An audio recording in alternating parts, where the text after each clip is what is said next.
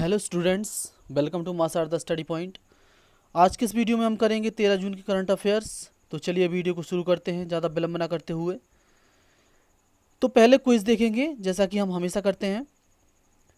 तो पहला क्वेश्चन है कि मनमीत बालिया जो हैं इनका निधन हो गया था हाल ही में, वह किस खेल से संबंधित हैं? मनमीत वालिया रक्षा क्षेत्र में प्रत्यक्ष पूंजी निवेश जिसे कहते हैं फॉरेन डायरेक्ट इन्वेस्टमेंट एफडीआई, वो कितना कर दिया गया है? ठीक है, रक्षा क्षेत्र में, डिफेंस में। आत्मनिर्भर भारत अभियान के तहत अभी हाल ही में प्रधानमंत्री मोदी ने घोषित किया था आत्मनिर्भर भारत अभियान, उसके तहत कितने लाख करोड़ रुपए की घोषणा की गई है? ठीक है। किस राज्य की सोहरई कोहबर पेंटिंग को, एक पेंटिंग है सोहरई कोहबर पेंटिंग, इसको भौगोलिक संकेतक मिला था, ठीक है, जीआई टैग।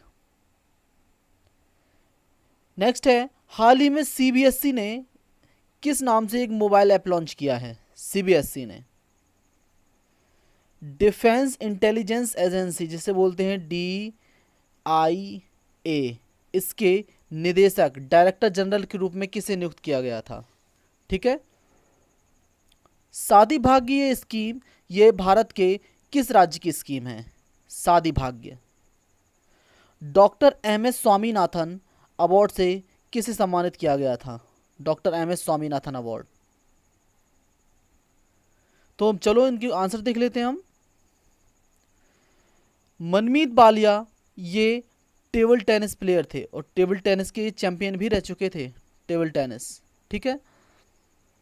रक्षा क्षेत्र डिफेंस में जो एफडीआई किया गया है वो किया गया है 74%। और अगर पूछे कितने से, पहले था 49%, तो 49 से बढ़ाकर कर दिया गया है 74%। आत्मनिर्भर भारत अभियान के तहत 20 लाख करोड़ रुपए की घोषणा की गई। ठीक है, 20 लाख करोड़ रुपए। सोहरई कोबर पेंटिंग ये झारखंड की है, झारखंड स्टेट की। ठीक है। हाँ, एक बात और, अगर पूछे कि झारखंड में कहाँ, तो ये झारखंड में हजारीबाग में बहुत प्रचलित है, हजारीबाग। ठीक है। सीबीएसई ने CBSE ESL नामक एक ऐप लॉन्च किया था, CBSE ESL। ठीक है। डिफेंस इंटेलिजेंस एजेंसी के निदेशक जो हैं वो हैं KJS ढिल्लों, KJS ढिल्लों। ठीक है, तो ये याद रखना। शादी भाग्य स्कीम है कर्नाटक सरकार की, कर्नाटक। एक स्कीम और है इससे रिलेटेड जिसका नाम है शीर भाग्य, शीर। ठीक है। MS स्वामीनाथन अवार्ड से सम्मानित किया गया था वी प्रवीण राव को, वी प्रवीण राव को। ठीक है। तो अब करंट अफेयर्स के क्वेश्चन पे आते हैं हम। पहला क्वेश्चन है कि हाल में जारी QS वर्ल्ड यूनिवर्सिटी रैंकिंग में कौन सी यूनिवर्सिटी है जो सीट्स पर रही? ठीक है, प्रथम स्थान किसने हासिल किया है? तो ये यूनिवर्सिटी है MIT, जिसे बोलते हैं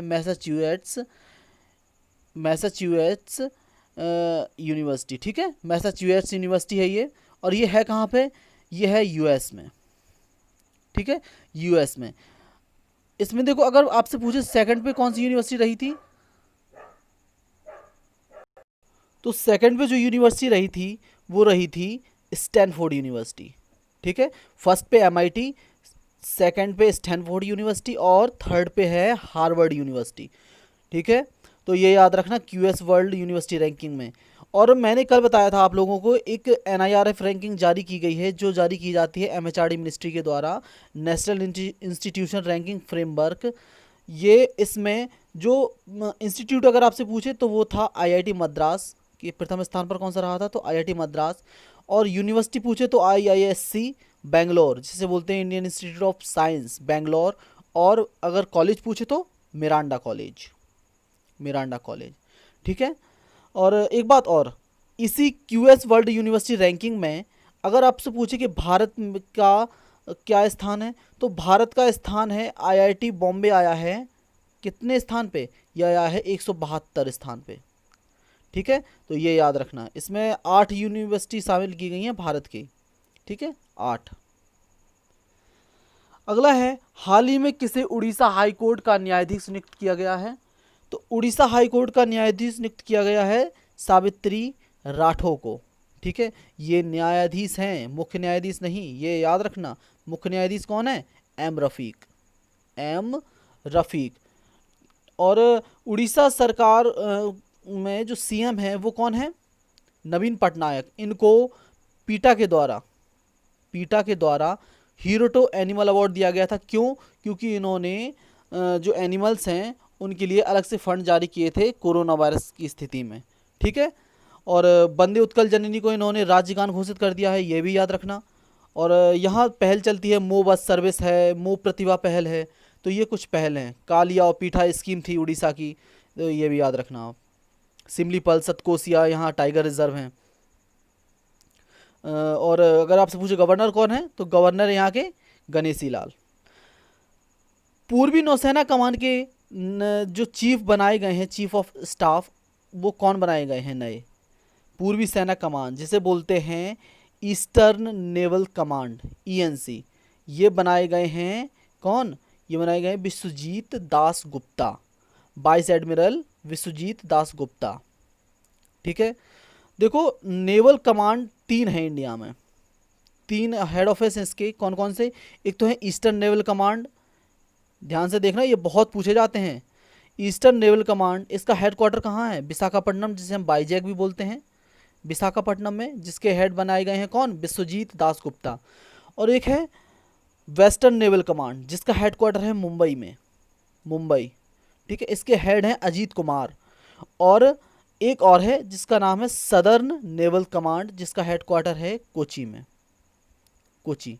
तो इसका याद रखने का एक तरीका मैं बता सकता हूँ आप लोगों को। देखिए ये मैप है, ये नीचे का हिस्सा है इंडिया का।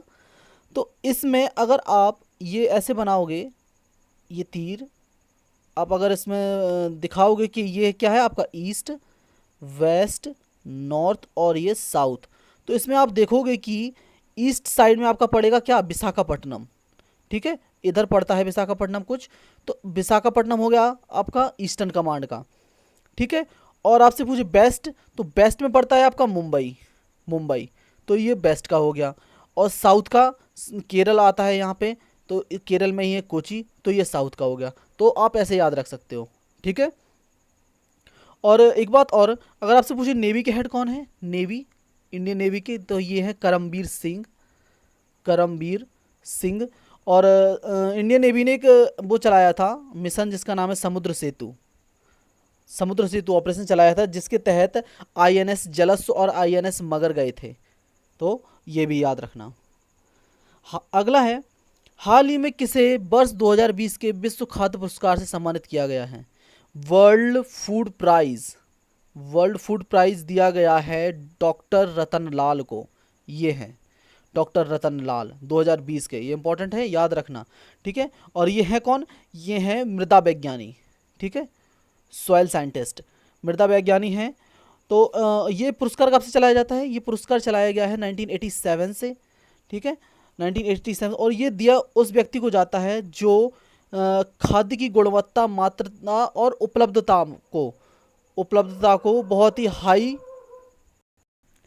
वृद्धि करे या उसमें विकास करे, तो उसको दिया जाता है ये। ठीक है, तो इनका आंसर है कौन? डॉक्टर रतन लाल। अगला है, फिच रेटिंग के अनुसार, फिच क्रेडिट रेटिंग एजेंसी है, इसके अनुसार भारत की जो अर्थव्यवस्था है वो अगले वित्त वर्ष जो नेक्स्ट फिजिकल ईयर होगा उसमें कितने प्रतिशत की वृद्धि करेगी? ये करेगी 9.5% की। और एक बात और, एस एंड पी है जो स्टैंडर्ड एंड पुअर, इसके हिसाब से अगर आपसे पूछें तो चालू वित्त, इन्होंने कहा है कि चालू जो वित्त वर्ष है, जो अभी हाल में चल रहा है अपना वित्त वर्ष, उसमें अपनी जो गिरावट होगी वो गिरावट होगी 5% की। अपने जो इकोनॉमी है उसमें गिरावट होगी 5% की, तो ये भी याद रखना। बाल श्रम के विरुद्ध विश्व दिवस, जिसे बोलते हैं world day against child labour, ये कब मनाया गया? ये मनाया गया आपका 12 जून को, ठीक है, 12 जून को। और बाल श्रम मंत्री कौन है हमारे? बाल श्रम मंत्री है संतोष कुमार गंगवार। चलो इनकी कॉन्स्टिट्यूएंसी मुझे कमेंट्स में लिख के बताओ। संतोष कुमार गंगवार, ठीक है। और एक ऑर्गेनाइजेशन है जिसको बोलते हैं इंटरनेशनल लेबर ऑर्गेनाइजेशन, ILO। इसका हेडक्वार्टर कहाँ है? इसका हेडक्वार्टर है जेनेवा, स्विट्ज़रलैंड में, ठीक है।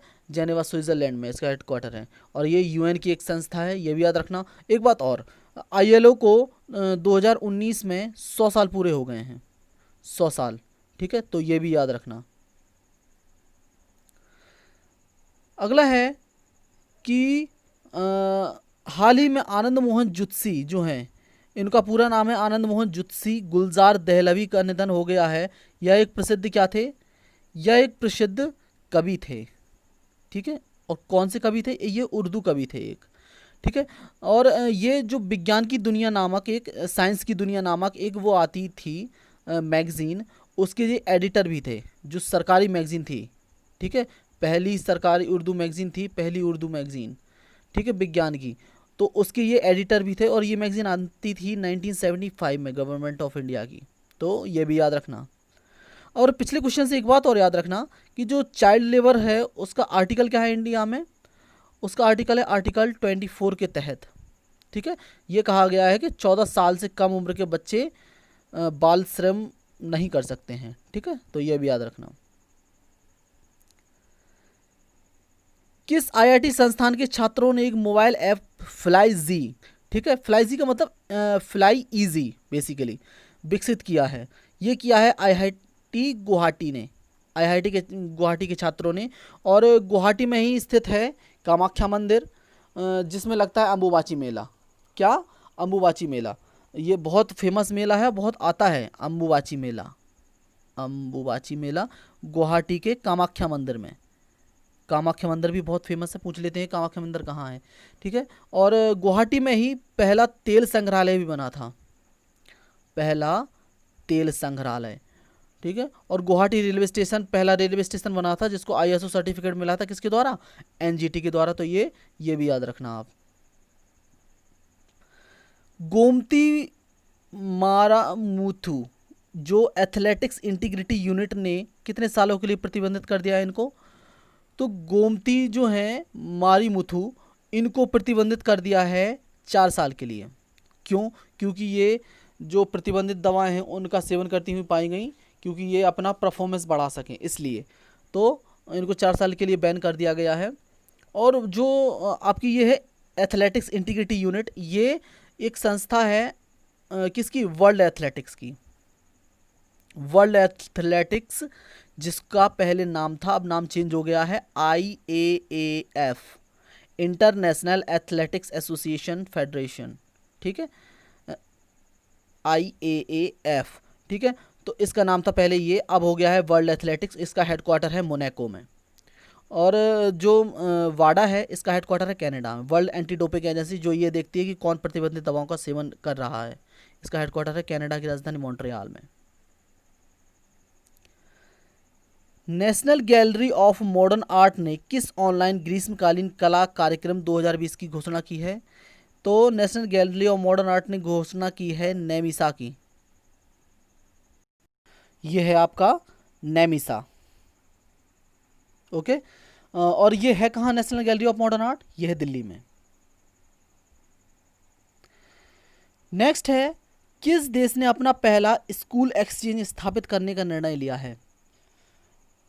स्कूल एक्सचेंज नहीं, ये कोल एक्सचेंज है, कोल, COAL, कोल एक्सचेंज। तो कोल एक्सचेंज स्थापित करने का निर्णय लिया है भारत ने। क्यों? क्योंकि भारत को जो भारत का जो टारगेट है वो है 1 बिलियन टन उत्पादन का क्या? कोयला उत्पादन का टारगेट है 1 बिलियन टन। कब तक? 2024 तक।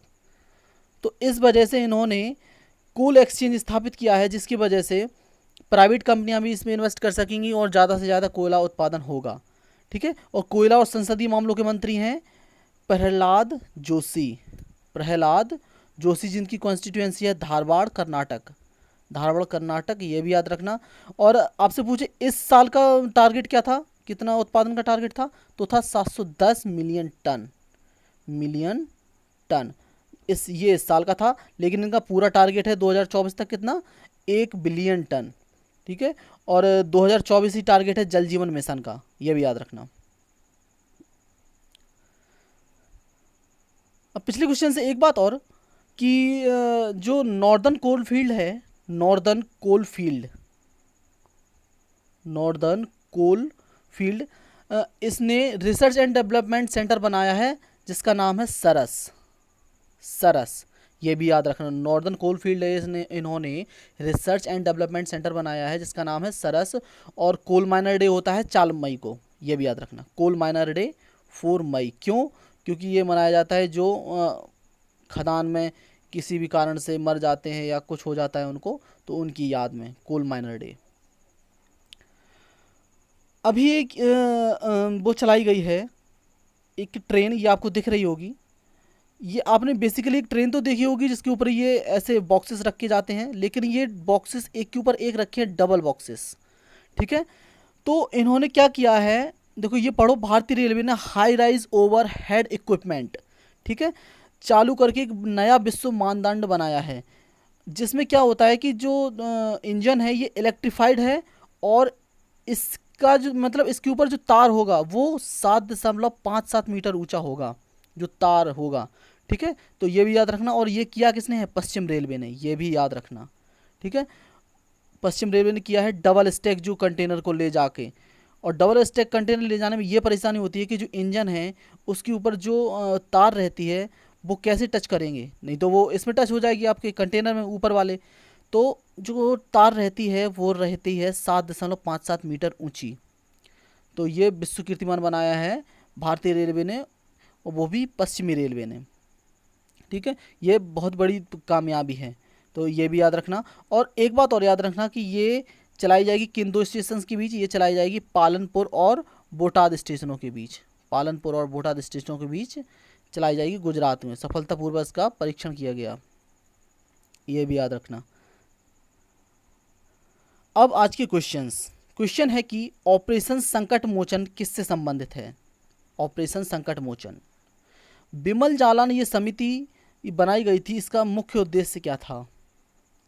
मारायूर गुड़ भारत के किस राज्य में खाया जाता है जिसको जीआई टैग मिला था। ठीक है, जीआई टैग। सो ये था हमारा आज का यानी कि 13 तारीख का वीडियो। मिलते हैं कल 14 तारीख के वीडियो में। Please do like share and subscribe the video अगर आपको पसंद आता है तो। Thank you for watching mass R the study point.